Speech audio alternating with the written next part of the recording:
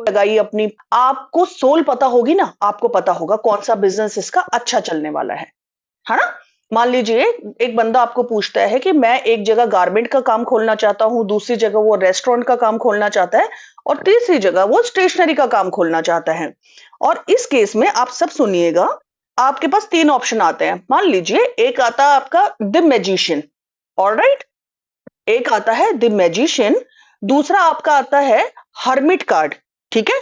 और तीसरा आपका आता है स्ट्रेंथ कार्ड। तो आप मुझे बताइए लक्ष्मी जी, कौन सा कार्ड चुना जाएगा और क्यों? नंबर 1, राइट, मैजिशियन का। Perfect perfect. क्यों? क्योंकि आपने उसकी सोल पकड़ ली कि मटेरियलिस्टिकली वो कार्ड इतना रिच है ना? उसके पास सब कुछ है ना? और नई शुरुआत भी है, 1 नंबर का कार्ड है। तो आपको सीधे सीधे पता चल गया कि स्ट्रेंथ को मैं नहीं चुनूंगी, क्योंकि वहां पे मेरे क्लाइंट को मेहनत लगेगी पहले, क्योंकि स्ट्रेंथ कार्ड सैटर्न का कार्ड है। तो आपने स्ट्रेंथ को साइड कर लिया। हर्मिट तो नेगेटिव कार्ड है ही, आपको पता चल गया वो बिजनेस उसका नहीं चलने वाला। सीधे सीधे आपको पता चल गया, एक ही कार्ड है जिसमें सोल मिल गई आपको, है ना? क्योंकि बिजनेस की सोल क्या होती है? पैसा, है ना? एक्सपेंशन, है ना? ये सब चीजें, पॉजिटिव मैन्युपुलेशन। ऑलराइट, तो ये चीज आपको हमेशा समझनी है। किसी भी कार्ड की सोल को पकड़ना इसीलिए बहुत इंपॉर्टेंट है। इसी के साथ साथ मैं एक चीज और बताना चाहूंगी, क्योंकि देखिए हम एक साइंस को लगाते हैं, हमें आंसर पता चल जाता है, लेकिन उसी के साथ साथ अगर हमें मल्टीपल ब्रांचेस आती है ना, तो हमारा मापदा बढ़ जाता है, हमारा कॉन्फिडेंस बढ़ जाता है सामने वाले को बताने का। तो मैं ये आप सबको बताना चाहती हूँ, जो भी मेरे साथ अभी जुड़े हैं, इन सबको प्रश्न कुंडली भी इसी कोर्स में, इसी इसी चार्जेस में आपको सिखाया जाएगा।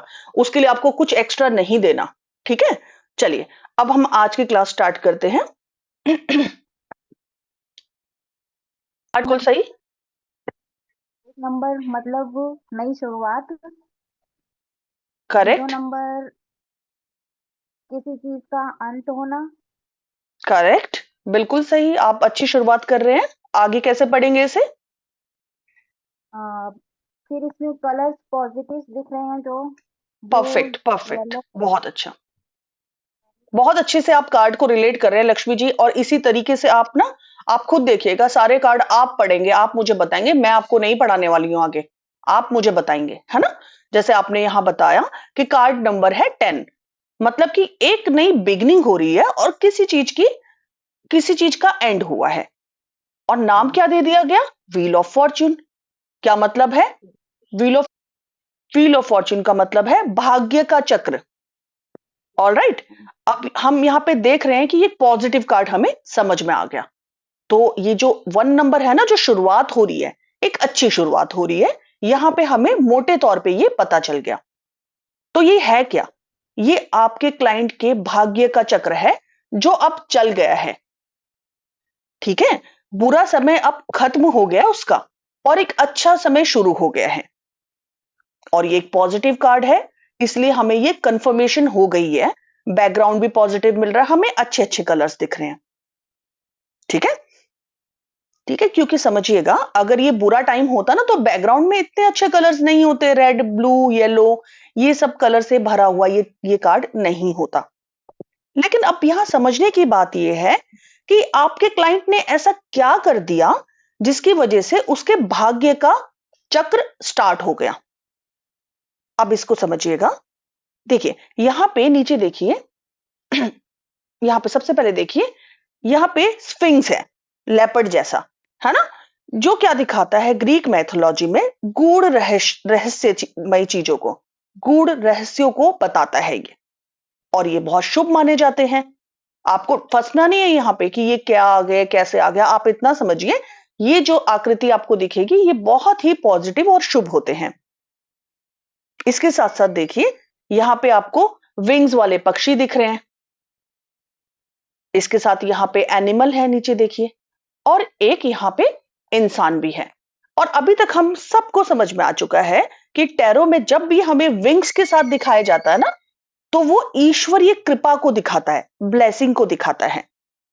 इसके साथ साथ एक ड्रैगन है जो इस व्हील को उड़ाता हुआ दिखाया गया है, और ये सब के सब ना माइथोलॉजिकल कैरेक्टर हैं, सब के सब गॉड के मैसेंजर्स हैं। और क्या कर रहे हैं ये? व्यक्ति के कर्मों के हिसाब किताब करते हुए दिखाए गए हैं, है ना? सबके हाथ में देखिए एक नोटबुक है ना, सबके हाथ में, लिखते हुए दिखाए गए हैं। तो यूनिवर्सल पावर की ब्लेसिंग की वजह से अब आपके क्लाइंट के भाग्य का चक्र पॉजिटिव वाला चलना शुरू हो गया और बुरा समय उसका खत्म हो चुका है ना? क्योंकि जीरो से हमने क्या बोला, कुछ खत्म हो रहा है। तो क्या खत्म हो रहा है? बुरा समय। और एक नंबर क्या है? बिगनिंग। तो किस चीज की बिगनिंग हो रही है? अच्छे समय की बिगनिंग हो रही है। ठीक है। अब यहां पे हमने क्या बोला कि एक जो स्फिंक्स है ना, उसको ऊपर से कंट्रोल कर रहा है, ये जो ऊपर नीले रंग में बने हैं, कंट्रोल कर रहा है, और एक ड्रैगन नीचे से धक्का दे रहा है। और व्हील पे क्या लिखा है? टैरो। टैरो का क्या अर्थ है? आपका संपूर्ण जीवन, है ना? और हमने क्या पढ़ा था?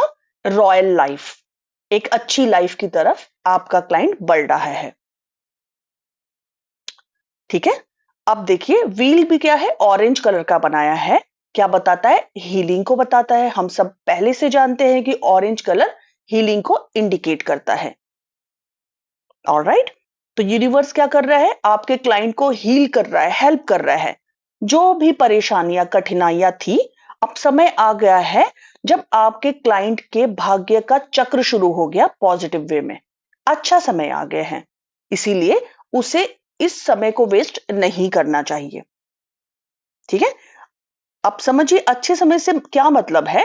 अच्छे समय से यह मतलब है कि अच्छा टाइम है, पॉजिटिव टाइम है, उसको यूज करे, ना कि हाथ पे हाथ रख के बैठे।